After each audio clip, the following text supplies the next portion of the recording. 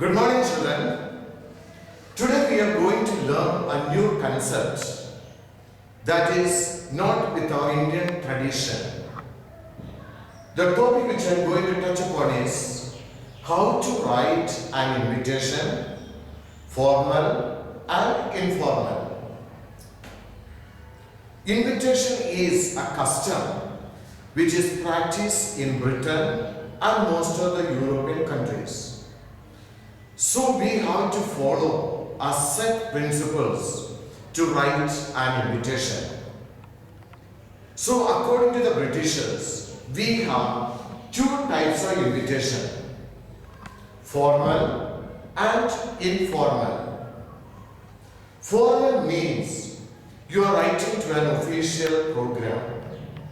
Informal is we are writing to a friend, relatives and the colleagues.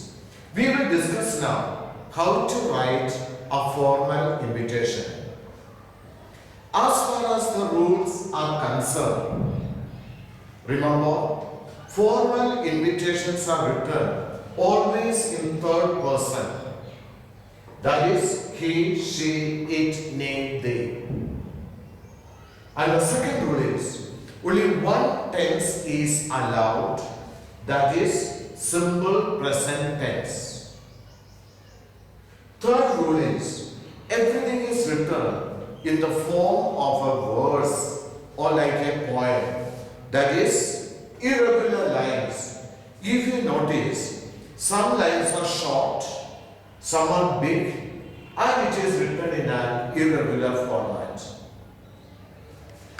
Next, we have to give the reason for the invitation. Why are we writing an invitation? What is the occasion or what is the purpose? Then we have to follow the standard expression. Here I have given, request the pleasure of your company, or we can also write, solicit your benign presence, or on the auspicious occasion of.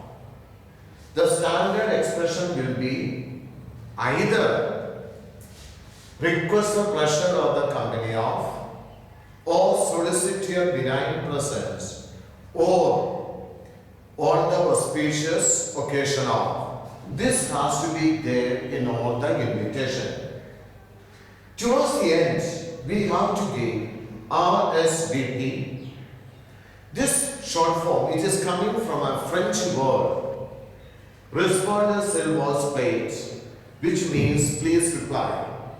RSVP, it is not an Indian word, it is from the French language. Equivalent English meaning is reply if you can.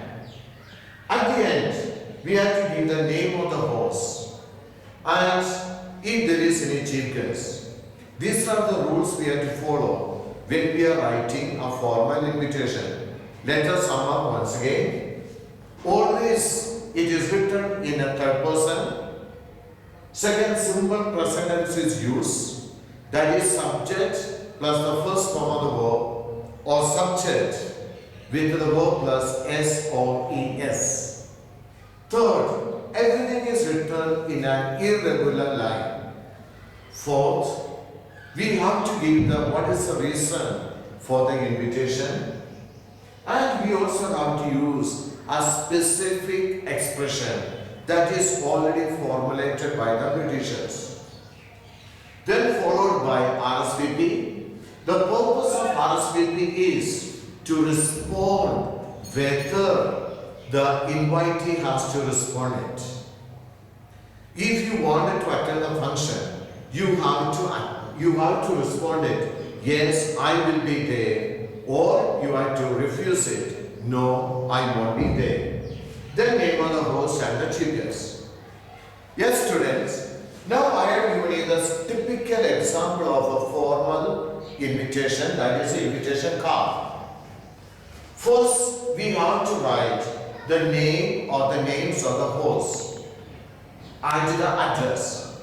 If it is a principal sending an invitation card, we will write principal, staff and students of the name of the school.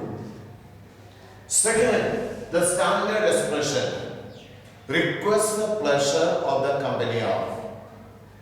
Third, reason or a name of the invitee to whom we are inviting. If the school is sending an invitation to your parents, we will write here name of the parents. Or if the school is sending an invitation to another school, then we will write here principal, staff and students of the name of the school. Then on the occasion of, we have to write the occasion. If it can be annual function, it can be a sports day, it can be a cultural meet. Then third, on a date, at a time and at a venue and the address where the program is going to be held. Then in some cases, we have a chief guest. In that case, we will write always name and designation and has consented to be the chief guest. For example, we will write Honorable Prime Minister of India, Mr. Narendra Modi, has consented to be the chief guest on the occasion. Then the tradition goes RSVP. The name of the host, the name what we write here will come here, and your phone number, email ID. Same line we will write with best compliments from. It can be staff and student, it can be friends and relatives, etc. So children, this is the way how to write a formal invitation. It has to be colorful, it has to convey the message. So each and every point has to be highlighted. You may notice that all the points to be highlighted, I have used the pinkish color. Rest, that which is not that much highlighted, we have used the normal lettering. I hope all of you understood how to write a formal invitation. When you reach home, you practice it, you will come to know how easy it is. Okay, student, thank you and have a nice day.